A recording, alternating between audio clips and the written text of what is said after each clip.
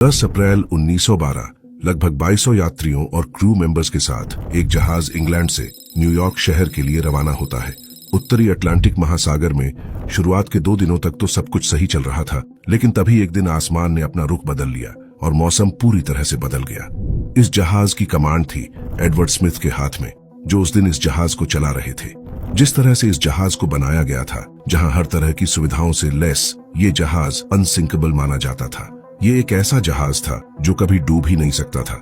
लेकिन अपने सफर पर रवाना होने के सिर्फ 4 दिन बाद ही ठीक 14 अप्रैल 1912 को दुनिया का सबसे बड़ा समुद्री जहाज एक आइसबर्ग से टकराकर डूब जाता है। और ये वही जहाज था जिसे हम टाइटैनिक के नाम से जानते हैं। Huge passenger liner has been a dead ship, resting in an ocean grave that until these past few days no one had seen.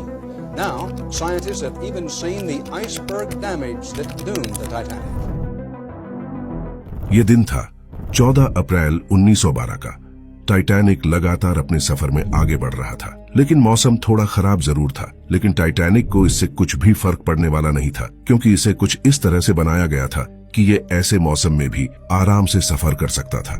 लेकिन जहाज में सफर कर रहे किसी भी इंसान को ये अंदाजा तक नहीं था कि उनकी जिंदगी का ये आखिरी सफर होने वाला है। रात के करीब 10 बजे मौसम कुछ ज्यादा ही खराब हो गया। मौसम में अचानक बदलाव देखकर टाइटैनिक के कैप्टन एडवर्ड स्मिथ ने जहाज को धीरे कर लिया, क्योंकि सामने कुछ भी दिखाई नहीं दे रहा था।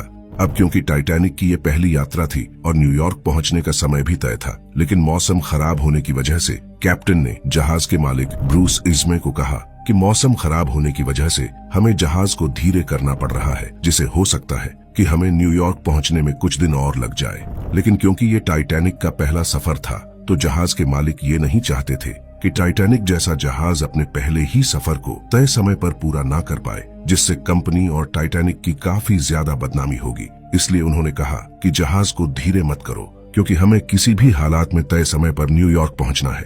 मजबूरन कैप्टन को मालिक की बात माननी पड़ी और उन्होंने टाइटैनिक की स्पीड को और ज्यादा बढ़ा दिया। अब टाइटैनिक लगभग 40 किलोमीटर प्रति घंटे से भी ज्यादा की स्पीड से आगे बढ़ रहा था। टाइटैनिक लगातार खराब मौसम में भी अपनी तय जगह की ओर आगे बढ़ रहा था। तभी अचानक कैप्टन को सामने से 6 बड़े आइसबर्ग होने के बारे में चेतावनी मिलती है। ये 6 आइसबर्ग अलग अलग जगह थे, जिससे जहाज इनसे टकरा सकता था, इसलिए उन्हें सावधान रहने को कहा गया। टाइटैनिक ने अपने पहले आइसबर्ग को बस पार ही किया था कि आगे 5 और आइसबर्ग थे। लेकिन कैप्टन कैसे भी करके इन आइसबर्ग से बचाकर जहाज को सुरक्षित आगे ले जाते हैं। जहाज में सवार किसी भी यात्री को ये अंदाजा ही नहीं था कि बाहर क्या हो रहा है। अब क्योंकि जहाज अपने आप को इन आइसबर्ग से बचाते बचाते कुछ इस तरह से आगे बढ़ रहा था कि वो अचानक अपना रास्ता भटक जाता है और न्यूयॉर्क जाने का रास्ता बहुत पीछे छूट जाता है। अब कैप्टन को इसका कोई भी अंदाजा नहीं था कि जिस रास्ते से वो अब आगे जा रहे हैं, उसमें आगे क्या आने वाला है। खराब मौसम की वजह से कुछ भी ठीक से दिखाई नहीं दे रहा था कि अचानक जहाज के आगे एक और आइसबर्ग आ जाता है। मौसम इतना ज्यादा खराब हो चुका था कि कैप्टन को कुछ भी ठीक से दिखाई ही नहीं दे रहा था। और अचानक ये जो आइसबर्ग सामने आया, कैप्टन जहाज को इस आइसबर्ग से नहीं बचा पाए और टाइटैनिक आइसबर्ग से टकरा जाता है। ये टक्कर इतनी ज्यादा खतरनाक थी कि ये जहाज को 2 टुकड़ों में तोड़ देता है। हालांकि टाइटैनिक को बनाते वक्त इस बात का ध्यान रखा गया था कि ये जहाज किसी भी हालत में ना डूबे, लेकिन ये टक्कर इतनी ज्यादा खतरनाक थी कि इसने टाइटैनिक को 2 टुकड़ों में तोड़ दिया और टाइटैनिक को समुद्र में डूबा दिया।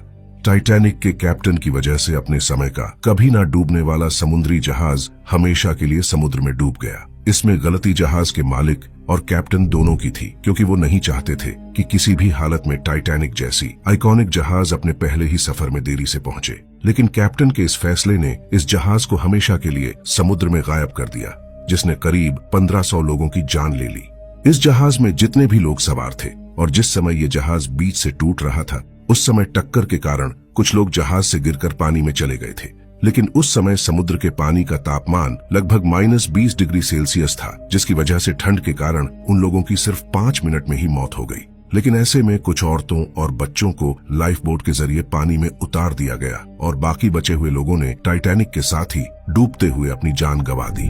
रात के करीब 2:30 बजे टाइटैनिक पूरी तरह से समुद्र में डूब गया था। इस बीच टाइटैनिक के मलबे को खोजने की बहुत कोशिश की गई, लेकिन इसका कुछ भी पता नहीं चला। लेकिन फिर 73 साल बाद साल 1985 में डॉक्टर रॉबर्ट बैलार्ड ने लगभग 13,000 फीट की गहराई में डूबने के बाद पहली बार टाइटैनिक के मलबे की खोज की। टाइटैनिक का मलबा पूरी तरह से जंग से खत्म हो रहा था। इसकी हालत बहुत ही खराब हो चुकी थी। समुद्री जीवों ने इसे पूरी तरह से खोखला कर दिया था। वैज्ञानिकों का मानना है कि जिस तरह से इस जहाज का मलबा खत्म हो रहा है, आने वाले 10 से 15 सालों में ये पूरी तरह से खत्म हो जाएगा और आगे आने वाली पीढ़ी को इसके अवशेष तक देखने को नहीं मिलेंगे। अपनी सदी की कभी न डूबने वाला जहाज, जिसे द अनसिंकेबल शिप भी कहा जाता था, वो अपने पहले ही सफर में पूरी तरह से तबाह हो गया और समुद्र में समा गया और हमेशा के लिए एक इतिहास बन गया।